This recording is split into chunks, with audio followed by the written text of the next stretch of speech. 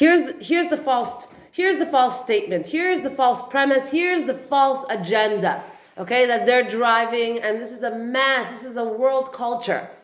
The constant trickling, it's not even trickling anymore, it's pouring in, of this formula, and listen up, this is how it is, of do less, have more, don't show up in your life for yourself, don't show up for yourself, don't show up for your life, don't put in the hard work, don't put in the sweat and blood and tears, don't.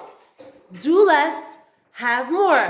Now I'm going to pitch it to you. I am going to give you everything that requires your hard work. I'm going to give it to you. I'm going to figure out a way. I'm going to figure out an app. I'm going to figure out a service. I'm going to figure out a technique that you're going to use, that you're going to feel instantly like you're there. You're there. Because the point is, here's what they're trickling in. Here's the brainwashing that's going on in every advertisement and in everything that we see and in every movie that we watch and in every single thing.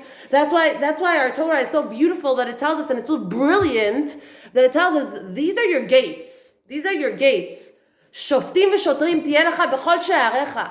You better put up some filters over there, because you got to know that what's coming in is ruining you.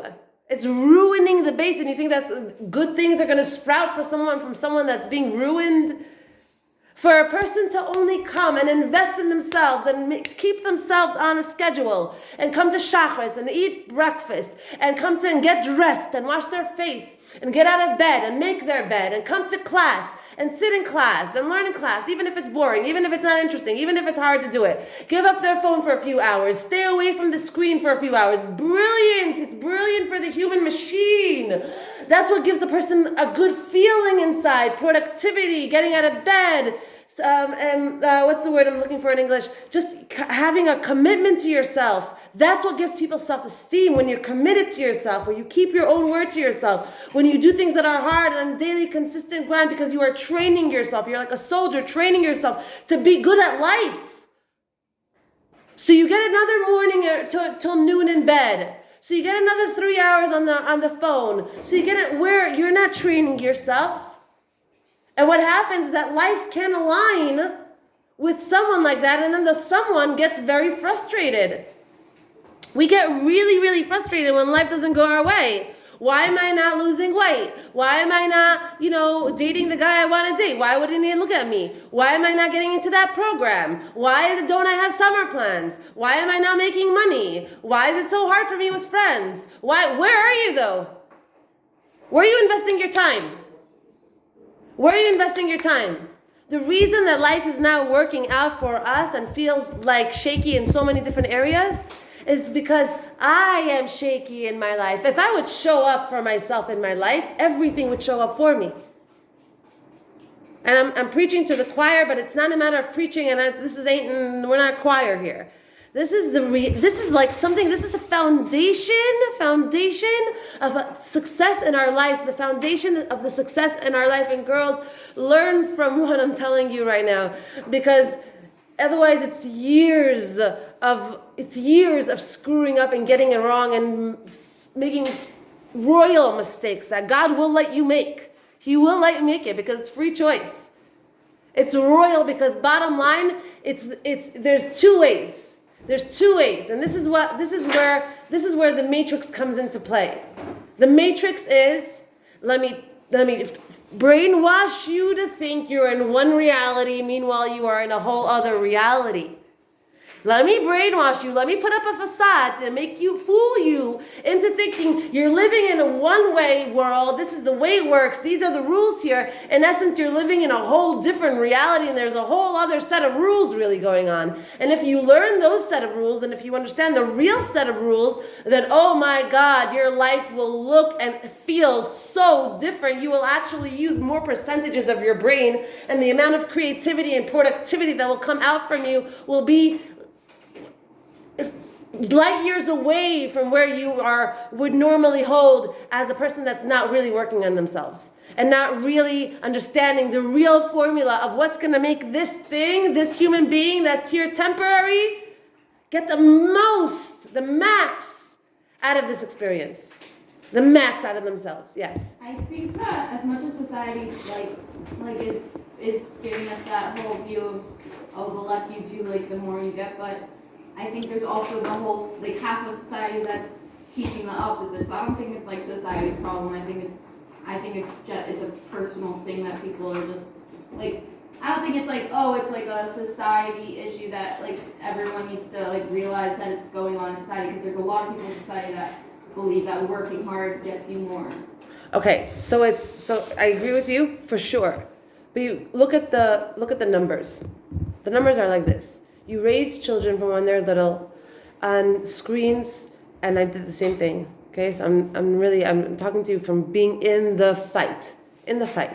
You raise your kids up with constant stimulus, like bombs, constant buying them presents, constant taking them out, constant putting them in front of the screens, constant, right? And now what happens is that the ability to focus, the attention span, any of the stuff that's going to get them anywhere in life gets really, really shortened. Now they are obsessed with instant gratification. Now they want it, and they want it now, and they're only interested in pizza and hot dogs and things that are unhealthy because that makes them feel good and it's yummy. Okay, so even though they know the orange is healthy for them, but they don't want the orange, they want the chocolate, they want the candy. Okay, so already what's being programmed in their mind is quick, easy dopamine highs.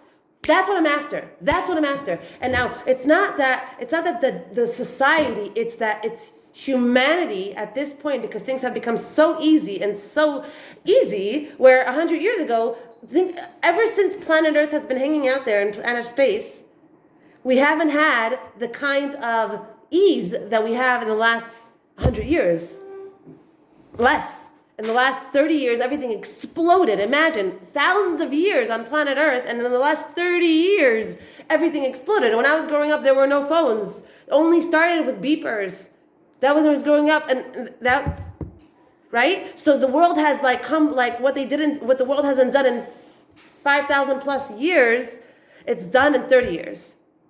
Okay. So what's happening now is that human beings have changed. Back in the day, it made sense. You plant your thing, you wait for it to grow, you cut it, you harvest it, then you eat it.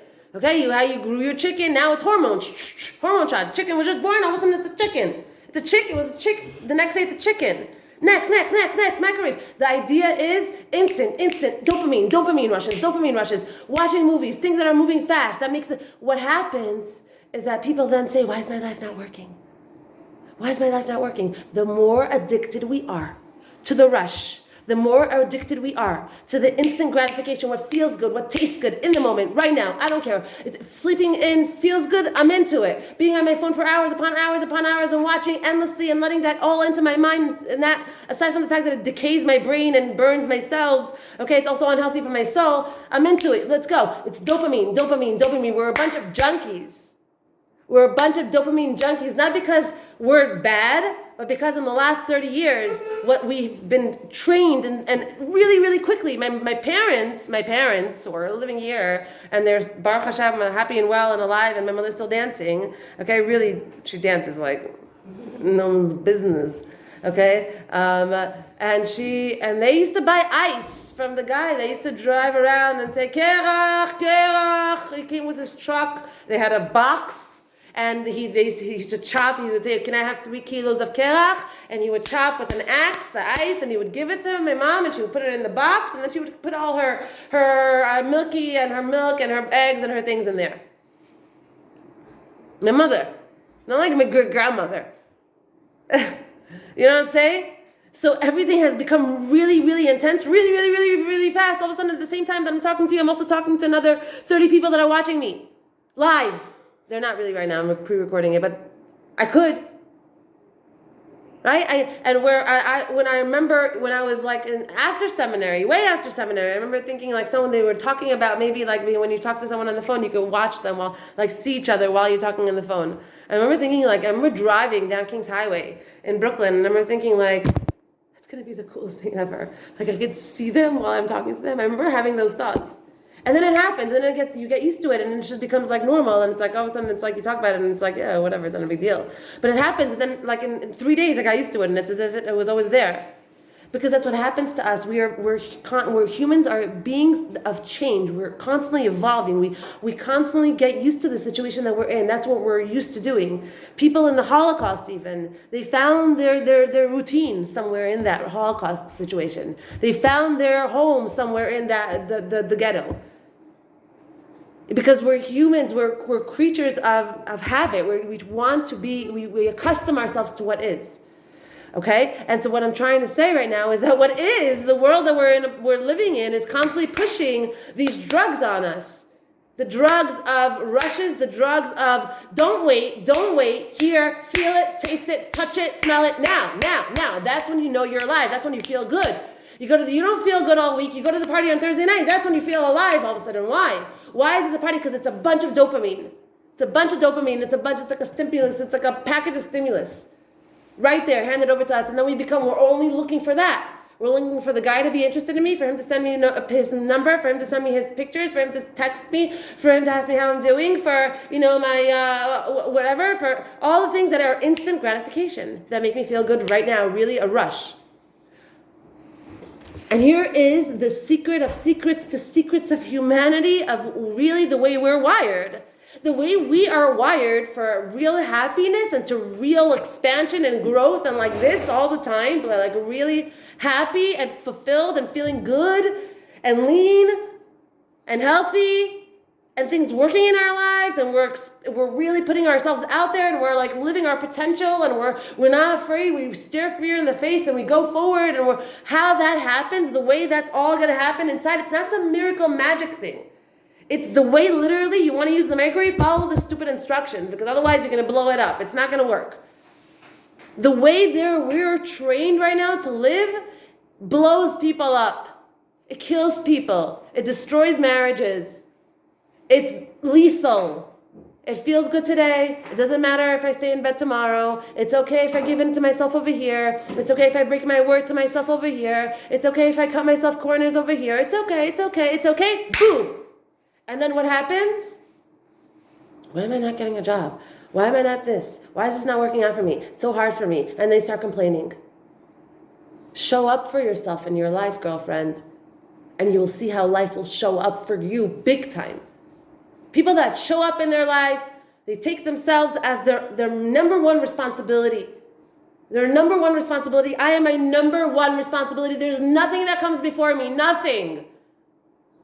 And I understand that the time I invest in myself, and that means investing in myself and my responsibilities in my life, first and foremost, fulfilling my responsibilities in my life. If sometimes I don't have and I can and it's hard for me, I let it go. But first and foremost, fulfilling the responsibilities that I have in my life, that includes calling my parents once a week, or twice a week, or every day, however close you are to them, but for sure, once or twice a week. That includes showing up to school, because that's what people are paying for me to be here, and that's my job right now, and it's my job for the next 3 weeks, and then it's that job is over for the rest of my life. For the rest of my life, I will never be a seminary girl again, and these are the last 3 weeks. I am going to show up for myself, and I'm going to do a tikkun for all the times I've missed, if I've missed. And I'm recording this for the girls that are not here. It's for you. Love you. Waiting for you.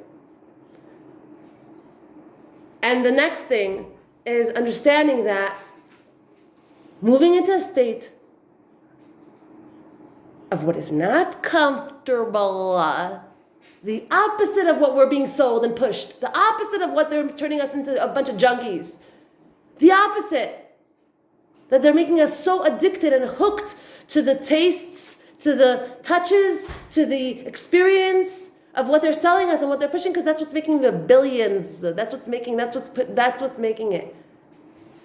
If I sell you on this idea that if you have sex, or if you have that job, or if you make this amount of money, then you will fly in life. You will be. Then I win your trust. That means anything I sell you, you will buy. If I convince you that this will give you that feeling inside of that I am alive and I'm flying in my life and things are awesome and this is what's going to give that to me, if I convince you that this is the stimulus that's going to give it to you, then I have you in the palm of my hand. But this is really, really, really the punchline, and then I'm going to answer any questions you guys have. The real punchline here is like this. The punchline is that when I take myself as my number one responsibility, and this is my number one responsibility of life, and I understand that the more I invest into myself, the more I make deposits into myself, deposits of showing up for myself, showing up for my responsibilities, keeping myself accountable, which means it literally is training myself, becoming my strongest, healthiest self. I'm investing in myself. When does a child feel good around you? When you just buy them stuff and shut them up and give them a screen? When do they feel like they love you? The parent that spends tons of money on them and just leave me alone, or like, yeah, okay, sweetie, okay, bye. Is that who they love the most? Or it's the one that sits with them at night, that asks them how their day was, that reads them a book, that talks to them about their friendships and how it's going. The one that comes to pick them up from school in the middle of the day, out of the blue, all of a sudden as a surprise because they want to eat ice cream with them. It's the one that invests in them, the one that invests in them, the one that sees them, that there's a child here. It's not just take and go. There's a person here, and I want to know you. I want to know about your day. I want to know about your friendships. I want to know how you're feeling. I want to know what your favorite color is. I want to know. That's the relationship that's going to stick. That kid will forever love that parent and show up for that parent. Forever. Even though that parent didn't have the money or didn't have that doesn't matter. The real bond is made when we invest. And the number one person we need to invest in, my friends, is first and foremost ourselves. Eat well, eat better, drink more water, wake up earlier, pray, eat breakfast, get dressed, make your bed, come to class. You need a few hours to yourself to just chill. Schedule that for yourself at some point in the day. And you get there, let your hair down and enjoy and sit in your bed, but you know you showed up for yourself today. You know you showed up for yourself today. And that, aside from increasing, this is proven, aside from increasing your self-esteem, it increases the self-esteem. A person has more self-love and more self-esteem when they invest in themselves. You develop a kind of relationship with yourself that's one that's deeper, that's more knowing. You know yourself better. You know what you want. You know what you want. You're more able to choose better in your life. You're able to choose because you know yourself. It's like someone that doesn't know themselves has a very hard time making decisions because they don't know what they want, because they don't know themselves. If I don't know you, I can't possibly know what you would want. If I have no idea who you are, I can't possibly know if you would want chocolate or vanilla or if you like yellow or blue. I don't know you. So when a person doesn't invest in themselves, time, effort, energy, they don't invest in themselves, what happens to them is that they don't know themselves. They're like going with the waves of life, wherever life kind of takes them. Now they're in SEM. Next year there'll be this, over there, da-da-da. This person makes them feel good. They give them a rush. They go after them. This person gets obsessed with them. They like the fact that they're obsessive over them. They like the fact that they're giving them some attention. They go with them. They don't choose, is this person healthy for me? Is this person good for me? Bless you. They don't choose. It's like the person chooses. Life chooses for them because they don't know what they want. Because they don't know themselves. And the cause of frustration there with that kind of experience is very, very high. The level is very high. So basically, here's the bottom line. The bottom line is either you go after the stimulus package in your life, or you go after the package of understanding that dafka, the other way around, gives you a sense of life, alive. The other way around, where you take it and you invest in yourself. You invest in you're back home, you take courses, you take things that interests you, you go after hobbies of yours that you like, you do hisbodedus. Now this is the thing. Here's the bit. You ready? Yeah. You know, yesterday I was taking a driving course. And the day before also. And it's like really, really painful to sit there. Really painful to sit there. The class is like 99% men, Arabs, some Arabs, a lot of Jews. Teacher, just God bless him. And the content, oh God, content. I don't know how. I've never seen someone get so passionate about a stop sign. And it was. Driving test already once very nice. No, this is to get my points off my license. So, yeah. So I'm like sitting there, like it's pain, and like you're not allowed to touch your phone, and you're not allowed to go outside. Only if you have to go to the bathroom, and it's 4 hours, and it's like literally pain, and the whole time I'm sitting there, I'm thinking to myself, "Good, Devorah, this is good for you. No stimulus, nothing." Like I colored the entire ABCs, like in like these cool letters and whatever on the booklet that they gave out. And I did the entire booklet from beginning to end. I circled all the answers. I finished the whole thing already, and he was still talking and passionately about the tires on a car. And I felt like, you know what?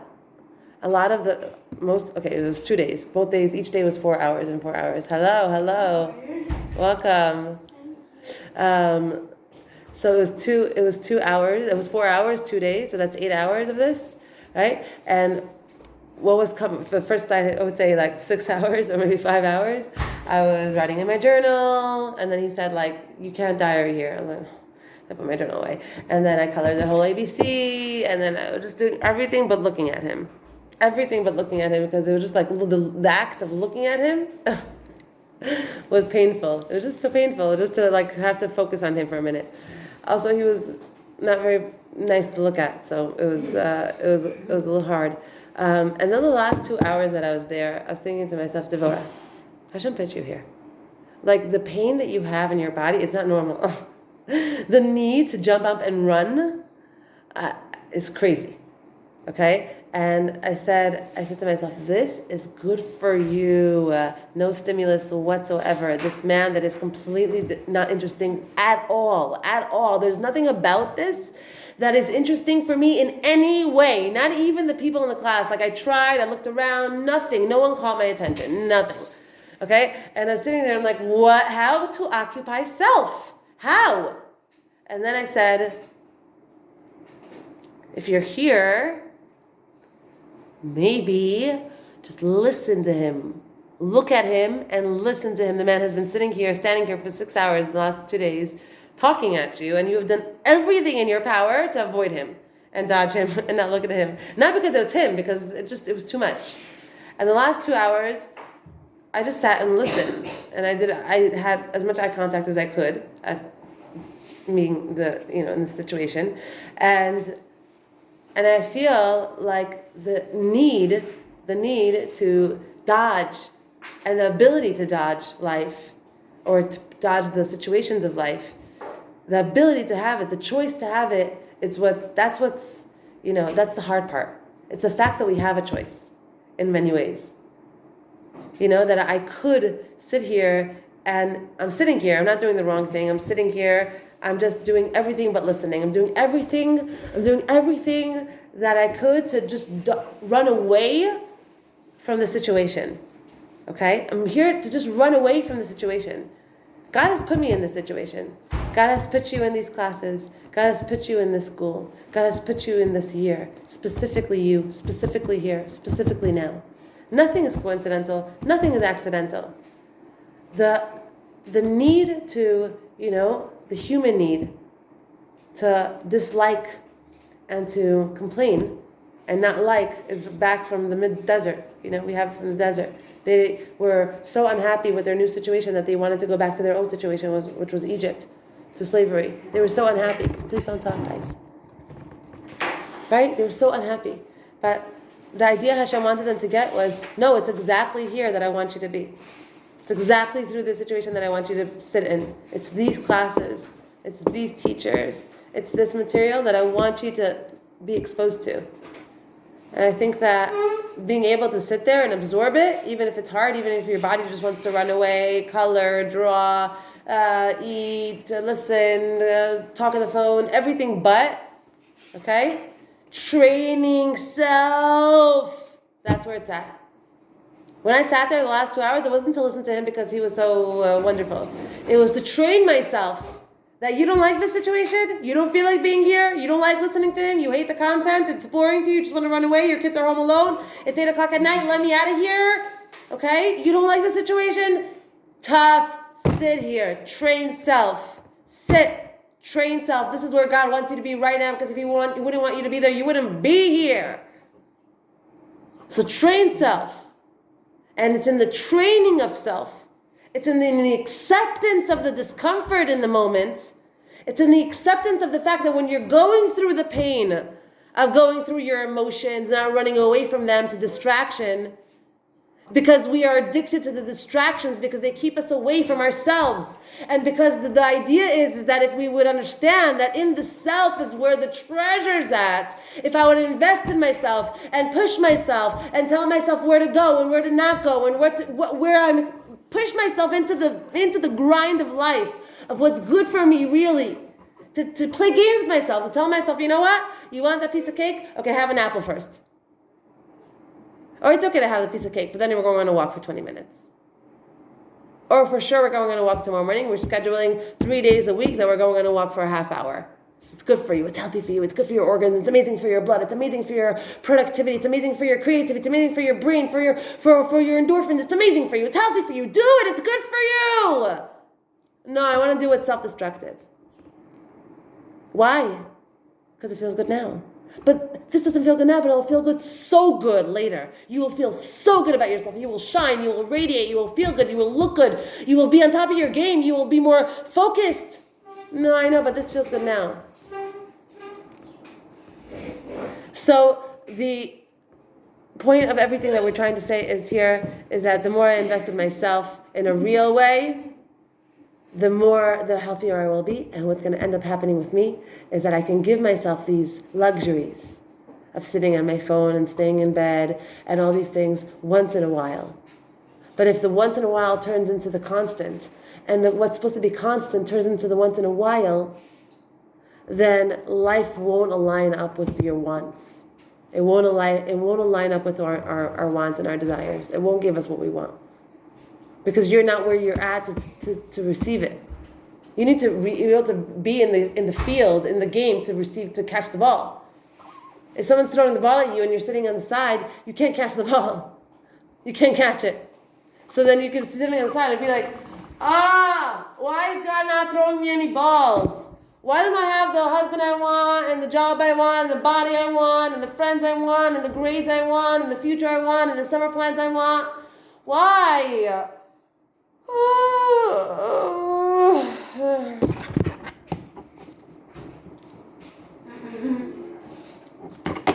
That's why. Because God throws the balls to the people that are in the field, the people that are in the game. And that means understanding that you feel uncomfortable getting out of bed? Good! You're on track. You feel uncomfortable eating the salad instead of the noodles that you really have a desire for? Good! Run towards that discomfort. Good! You're gaining momentum. You're gaining internal strength. Your self-esteem is going up. You'll feel better in a few days. You will see how you feel better. You will have a beat in your step. You will need to sleep less. You will have more energy. You'll have more vitality, more life force. Because your choices are kind to you. You're being kind to you. Yeah, it's harder to sit with a kid and to sit down and do his homework with him now and ask him how his day was and read him a book. But it's much easier to put a phone in his face and give him a candy bar and send him off. He'll be happy in the moment. But in the long run, you're investing in the long run. You're investing in this person. You're investing in the generations that are going to come out of him. You're investing in your relationship with him. You're literally investing in your own olam haba. Because this child will never miss a kaddish in his life for you. And a yahrzeit for you ever. So it's annoying right now to sit and read them a stupid book, and it's annoying right now to sit on the floor and play with them, and it's annoying right now to take them to the park, and it's annoying right now to have a DMC, and it's annoying right now to listen to the same complaints every single day over and over and over again. But that's where it's at. That's where the relationship is built. That's where the magic is made, in the stuff that's annoying, that's uncomfortable. It's much easier to but easy doesn't mean good. If anything, it's the other way around. So if your life is comprised of 60-40, 70-30, you're in a good track. If you're 60-40, 70-30, which means 70% of the time you are on top of your game, you are investing in yourself, you are doing what's healthy for you, you are feeding yourself healthy minerals and vitamins, you are sleeping enough, you are holding your responsibilities, you are pushing yourself to do things that are healthier for you, emotionally, spiritually, energetically, you are. You are. And then 40% of the time, you're slacking, you're on track. 70-30, you're on track. The idea is to get to 90-10. Because once you understand that if you're 90% alive, not alive, if you're 90% on top of your life, the 10% will feel like 100%. The chilling, the hanging out, the going out, the parties, that stuff will feel like 100%. If 80% of your life is the partying and the drinking and the smoking and the going out and the movies and the stimulus and the guys, and that's 80% of the person's life, and 20% is them going to school or doing their responsibilities or whatever it is, it's going to show up in their life. They're going to feel it. Boy, will they feel so unhappy. Boy, will they feel so stuck. Boy, will they be in a loop of addiction and bad habits. That's how it goes. The more you get from the dopamine packages, the more you get from the instant rushes, the weaker it makes the person. The more you push for things that are hard, the harder you lift the weights, the stronger it makes the person. Period. The easier, the weaker. The harder, the stronger. That's the equation. Is it hard? So much easier to give to your child than it is to yourself. Sometimes I'm they'll be like, I'm like, guys, do you want this and this for dinner, or this and this for dinner, this and this? Okay. All of a sudden I find myself whipping out the whole fridge celery and carrots and onions and potatoes and this and that and broccoli and a thing and covering up tofu, and I'm thinking to myself, if I would want this dinner, would I in a million years pull out all these things and whip up for myself this fancy Delancey dinner? The answer right now at this moment, I'll be honest with you, is no. But the more I love myself and the more I work on what I'm teaching you right now, the more the answer will get to, yes, if that's what I really want one night for dinner, I will invest the time and the effort in myself, not just my children, to make that for myself and sit down and eat it and enjoy it. And that is self-love and kindness. And that, when you develop that kind of relationship with yourself, the results are amazing, astronomical. When I find myself eating over the pot and I serve my kids like kings and I eat myself over the pot, my dinner, I know that I'm not in the self mode where I'm not in a winning position. I'm not in a winning position. And it's dumb at the time. Who cares? No, it's the training of self where all the magic happens.